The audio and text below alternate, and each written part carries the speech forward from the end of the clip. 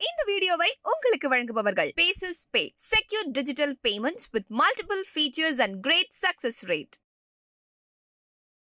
Minorities आपके जेब में से पैसा ट्रांसफर हो रहा है बस, और आप देखते रह रहे हो। ये प्रॉब्लम है। अब पहला कदम हमारे लिए क्या है, मैं आपको बता देता हूं।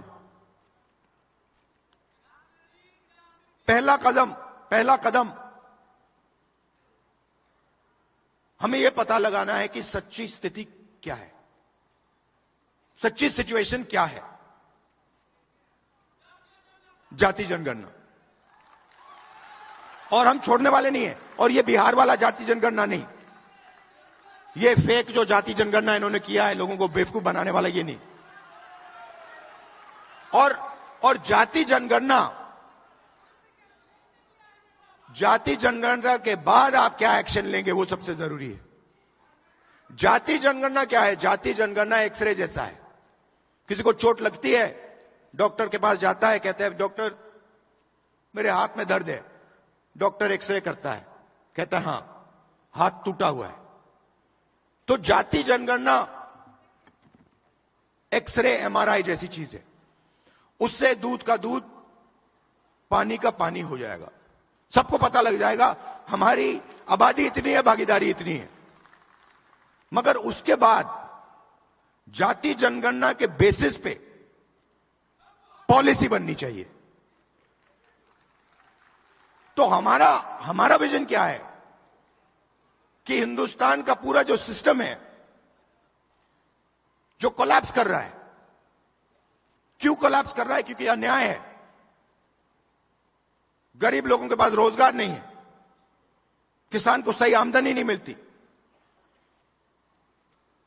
मजदूर को सही कॉम्पेंसेशन नहीं मिलती। क्यों? क्योंकि पूरा का पूरा धन वही 10-15 लोगों के हाथ में जा रहा है। तो एक बार जाति जनगणना होगा, हमें पता लग जाएगा कि किसकी कितनी आबादी है और हिंदुस्तान के सिस्टम में उसकी कितनी भागीदारी है। प्राइवेट अस्पतालों में कितनी भागीदारी है, कॉलेजेस यूनिवर्सिटीज में कितनी भागीदारी है, मीडिया में कितनी भागीदारी है, कॉर्पोरेट इंडिया में कितनी भागीदारी है, ब्यूरोक्रेसी में कितनी भागीदारी है। और उसके बाद हम सही प्रकार से विकास की बात कर पाएंगे। बिना जाति जनगणना विकास की सही तरीके से बात नहीं की जा सकती है। तो इसीलिए मैंने पार्लियामेंट हाउस में कहा है, साफ कहा है कि चाहे कुछ भी हो जाए, मोदी जी के सामने मैंने कहा है,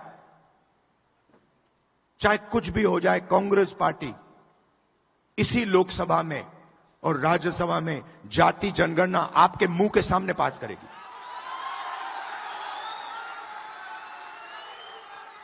और हमने यह भी कहा है कि जो दीवार बना रखी है 50% रिजर्वेशन की दीवार,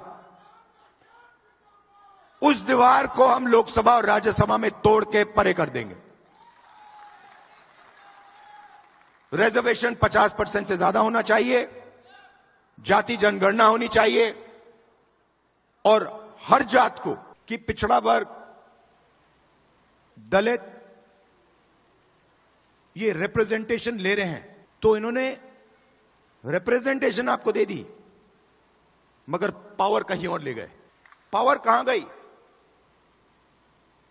power Adani Ambani, power RSS, हर संस्था में अपने लोगों को डाल देते हैं।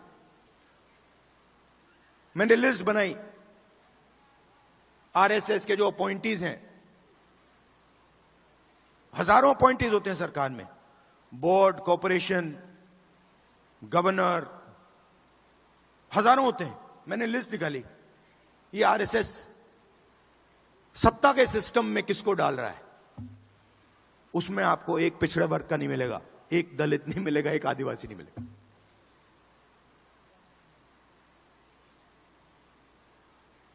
बजट, हिंदुस्तान का बजट 90 लोग बांटते हैं।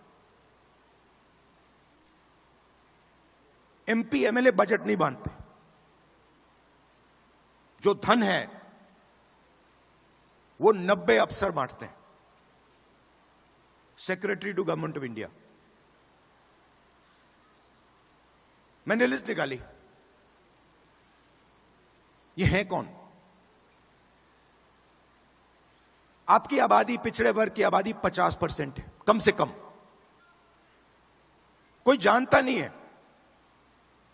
आज तक कोई यह नहीं कह सकता कि गारंटी कह के मैं कह रहा हूं कि भैया 50% है।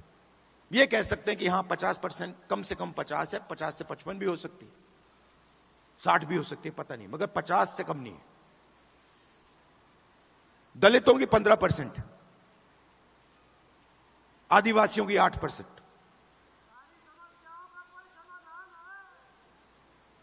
इसीलिए तो हम यहां आए हैं।